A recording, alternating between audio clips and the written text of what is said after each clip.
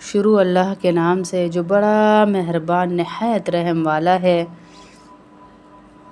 الحمدللہ رب العالمین، تمام تعریفیں اسی پروردگار کے لیے ہیں جو تمام جہانوں کا پروردگار ہے۔ رب العالمین یعنی تمام جہانوں کا پروردگار ہے، عالم کا پروردگار ہے۔ عربی کے قاعدے کے مطابق رحمان کے معنی وہ ذات ہے جس کی رحمت بڑی وسیع ایکسٹینسو رحمت، یعنی کسی ایک کے لیے نہیں ہے۔ رب العالمین یہ پورے عالم کی ایک ایک چپے چپے کی چیز کے لیے، کہ رات کے اندھیرے میں کالی پہاڑ پہ کالی رات میں کالے پتھر کے نیچے اگر کوئی کالے رنگ کی چیونٹی بھی چل رہی ہے تو اس کو بھی رزق پہنچانا اللہ نے اپنی ذمہ داری میں لیا ہوا ہے، کہ میری ذمہ داری ہے۔ اتنی وسیع رحمت ہے اللہ کی، اس رحمت کا فائدہ سب کو پہنچتا ہے۔ اور وہ رحیم ہے، وہ ذات جس کی رحمت بہت زیادہ انٹینسو ہے، یعنی جس پر مکمل ہو گئی رحمت کے دروازے ہی بند ہو گئے۔ اللہ تعالیٰ کی رحمت دنیا میں سب کو پہنچتی ہے، جس سے مومن کافر سب فیض یاب ہو رہے ہیں۔ دیکھ لے کافروں کو اللہ نے زیادہ رزق دیا ہوا ہے، کہ اللہ نے رزق کو کسی ایک چیز کے ساتھ نہیں جوڑا، بس اللہ ان کی ہدایت کے انتظار میں ہے کہ کب ان کو ہدایت مل جائے۔ رزق تو اللہ پاک کہہ رہے ہیں میرے نزدیک دنیا مچھر کا پر ہے، اگر دنیا مچھر کا پر نہ ہوتی تو اللہ ایک کافر کو بھی روٹی روزی نہ دیتا۔ مچھر کا پر یعنی پھینکنے والی چیز تھی جو دنیا پھینک دی، اور وہ اٹھا اٹھا کے اس کی نعمتوں کو کھا رہے ہیں، استعمال کر رہے ہیں۔ رحیم ہے، رحمان ہے، یہ فرق ہے کہ اس کو ظاہر کرنے کے لیے رحمان کا ترجمہ سب پر مہربان اور رحیم کا ترجمہ بہت مہربان سے کیا گیا ہے۔ مالک یوم الدین الرحمن الرحیم، جو سب پر مہربان اور بہت رحم کرنے والا ہے۔ مالک یوم الدین، جو روز جزا کا مالک ہے، یعنی ان دا ڈے آف ججمنٹ کوئی وہاں پر بادشاہ نہیں ہوگا، اللہ کے سوا کوئی وہاں ایسا نہیں ہوگا جس سے ہم کوئی فائدہ لے سکیں۔ روز جزا کا مطلب ہے وہ دن جب تمام بندوں کو ان کے دنیا میں کیے ہوئے اعمالوں کا بدلہ ملنا ہوگا۔ یوں تو روز جزا سے پہلے بھی کائنات کی ہر چیز کا اصلی مالک اللہ ہی ہے، لیکن اس روز اللہ نے خاص کہا کہ میں ہی مالک ہوں، کہ دنیا میں اللہ تعالیٰ نے ہی انسانوں کو بہت سی چیزوں کا مالک بنایا ہوا ہے، یعنی دنیا میں اللہ نے اختیار دے دیا، یہ گھر اس کا ہے، یہ پراپرٹی اس کی، یہ بچے اس کے، دنیا میں ملکیت دی ہے، لیکن ادھر اس دن کوئی عارضی مالک بھی نہیں ہوگا سوائے اللہ کی ذات کے۔ لیکن قیامت کے دن جب جزا سزا کا مرحلہ آئے گا تو یہ ناقص اور عارضی ملکیتیں بھی ختم ہو جائیں گی، سب اللہ کی قدرت میں آ جائے گا۔ ایاک نعبد و ایاک نستعین، اے اللہ ہم تیری ہی عبادت کرتے ہیں اور تجھ ہی سے مدد مانگتے ہیں۔ یہاں سے بندوں کو اللہ تعالیٰ سے دعا کرنے کا طریقہ سکھایا جا رہا ہے کہ اللہ ہم تیری ہی عبادت کرتے ہیں، وَإِيَّاكَ نَسْتَعِينُ، اور تجھ ہی سے مدد مانگتے ہیں۔ کتنا اقرار ہم دن میں 5 ٹائم دیکھیں یہ کرتے ہیں، پھر بھی ہماری نظریں ادھر ادھر ہوتی ہیں کہ جاب سے کام بنتے ہیں۔ یہ ساری چیزیں ضروریات زندگی ہیں، مقصد زندگی یہ ہے کہ اللہ ہم سے راضی ہو جائے اور ہم اللہ ہی سے مدد مانگیں، اللہ ہی ہمارا مددگار ہو، ہماری نظر کسی پہ نہ ہو۔ اللہ چاہے جس سے ہمارے کام لے لے، وہ اللہ کا کام ہے، ہمیں ہاتھ اللہ کے آگے پھیلانے ہیں۔ تو یہاں پر یہ کہا گیا کہ طریقہ سکھا رہا ہے اللہ پاک ہمیں دعا کرنے کا، اور اسی کے ساتھ یہ واضح کر دیا کہ اللہ تعالیٰ کے سوا کوئی کسی قسم کے عبادت کے لائق نہیں، نیز ہر کام میں حقیقی مدد اللہ تعالیٰ ہی سے مانگنی چاہیے، کیونکہ صحیح معنی میں کارساز اس کے سوا کوئی نہیں ہے۔ دنیا کے بہت سے کاموں میں بعض اوقات کسی انسان سے مدد مانگنی پڑ جاتی ہے، اور اسے کارساز سمجھ کر نہیں بلکہ ایک ظاہری سبب سمجھ کر مدد مانگی جائے، وہ بھی اللہ کے تھرو ہی مانگی جائے۔ یہ نہ کہا جائے میں نے بات کی تو بات بن گئی، اللہ نے میری بات بنا دی، بس یہ کہا جائے۔ اہدنا الصراط المستقیم، ہمیں سیدھے راستے کی ہدایت عطا فرما۔ صراط الذین انعمت علیہم غیر المغضوب علیہم ولا الضالین، ضالین، उनके रास्ते पे चला जिन पर तूने इनाम किया, ना कि उनके रास्ते पे जिस पे तेरा गुस्सा है, तेरा गज़ब है, और ना उनके रास्ते पे जो भटक चुके हैं, यानी जिनको आखिरत का पता ही नहीं, जो भटक चुके हैं। सदक़ल्लाह। शुरू अल्लाह के नाम से जो बड़ा मेहरबान नहायत रहम वाला है। अल्हम्दुलिल्लाह रब्बिल आलमीन, तमाम तारीफ़ें उसी परवरदिगार के लिए हैं जो तमाम जहानों का परवरदिगार है। रब्बुल आलमीन यानी तमाम जहानों का परवरदिगार है, आलम का परवरदिगार है।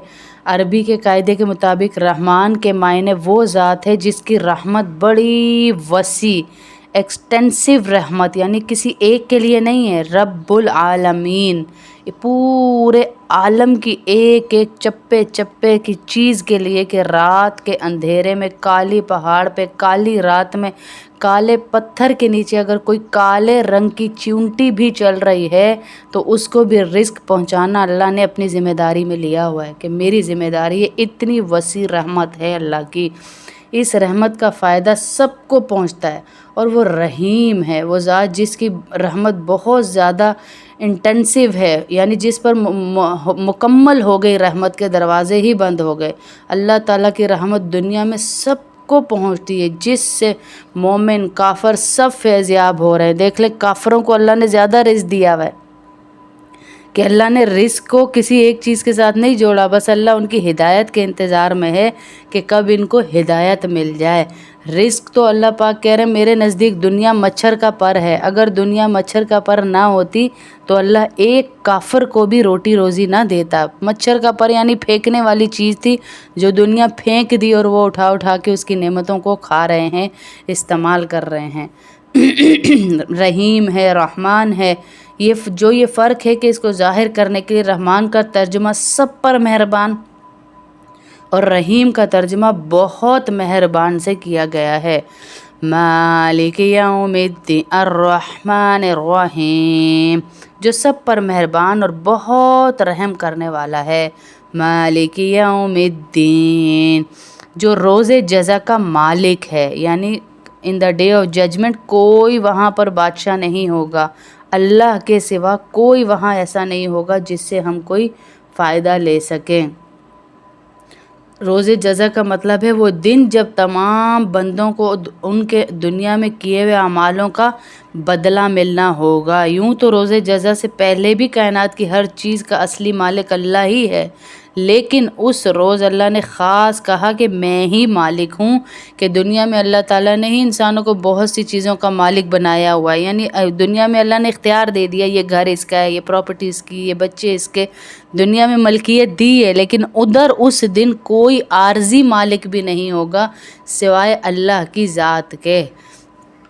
लेकिन क़यामत के दिन जब जज़ा सज़ा का मरहला आएगा तो ये नाक़िस और आर्जी मलकियतें भी ख़त्म हो जाएंगी, सब अल्लाह की कुदरत में आ जाएगा। इय्याका नअबुदु व इय्याका नस्तईन, ए अल्लाह हम तेरी ही इबादत करते हैं और तुझ ही से मदद मांगते हैं।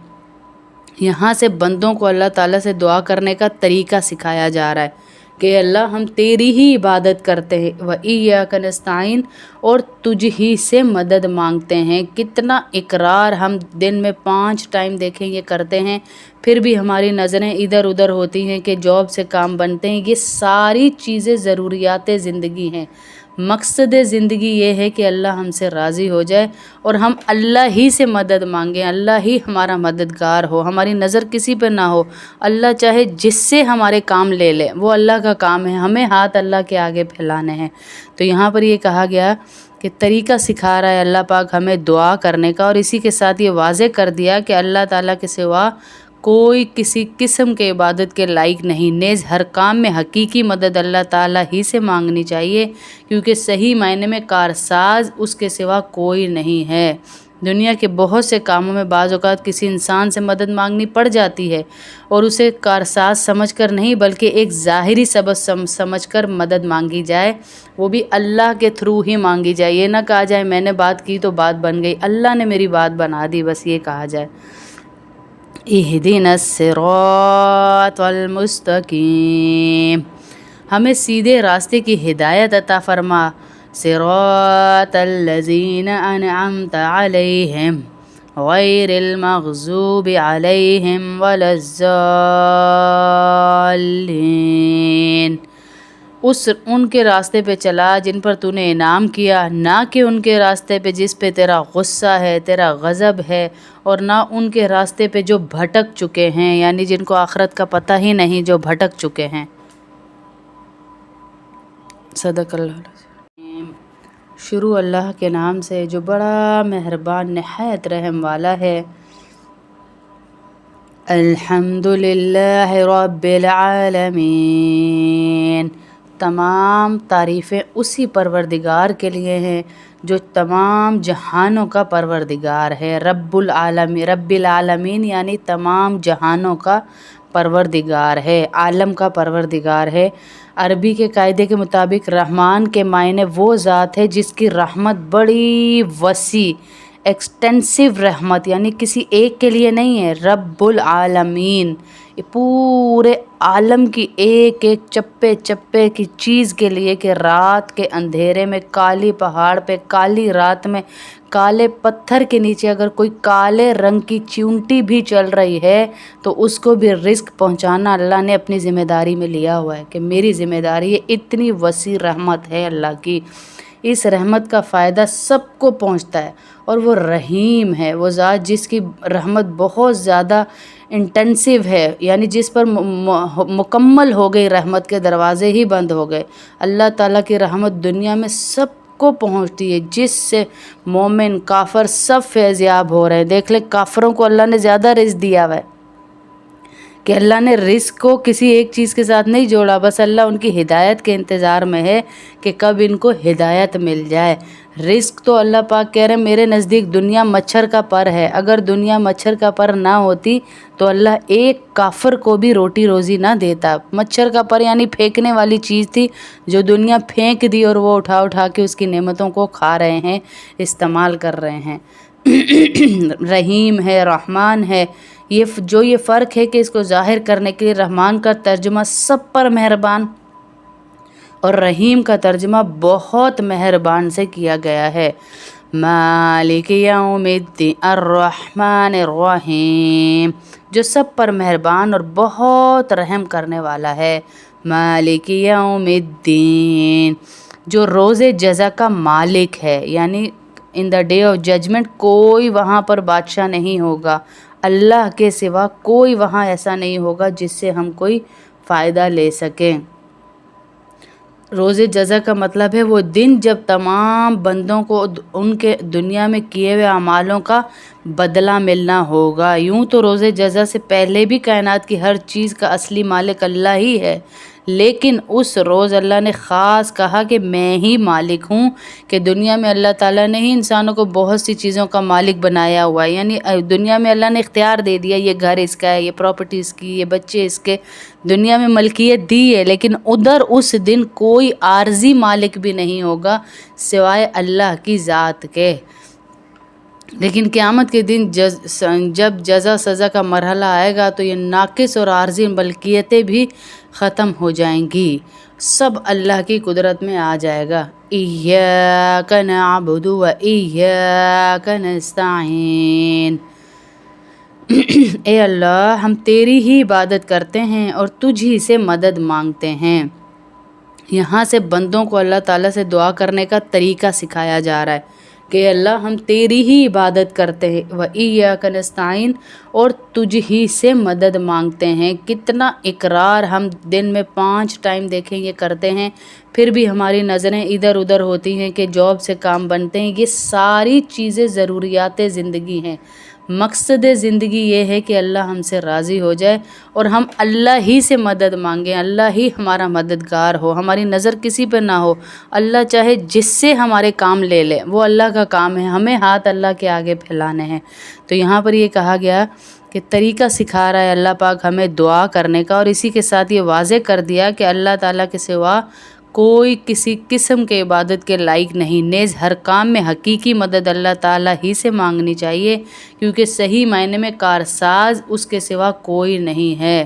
دنیا کے بہت سے کاموں میں بعض اوقات کسی انسان سے مدد مانگنی پڑ جاتی ہے، اور اسے کارساز سمجھ کر نہیں بلکہ ایک ظاہری سبب سمجھ کر مدد مانگی جائے، وہ بھی اللہ کے تھرو ہی مانگی جائے. یہ نہ کہا جائے میں نے بات کی تو بات بن گئی، اللہ نے میری بات بنا دی، بس یہ کہا جائے. اہدنا الصراط المستقیم، ہمیں سیدھے راستے کی ہدایت عطا فرما. صراط الذین انعمت علیہم غیر المغضوب علیہم ولا الضالین، ان کے راستے پہ چلا جن پر تو نے انعام کیا، نہ کہ ان کے راستے پہ جس پہ تیرا غصہ ہے، تیرا غضب ہے، اور نہ ان کے راستے پہ جو بھٹک چکے ہیں، یعنی جن کو آخرت کا پتہ ہی نہیں، جو بھٹک چکے ہیں. صدق اللہ.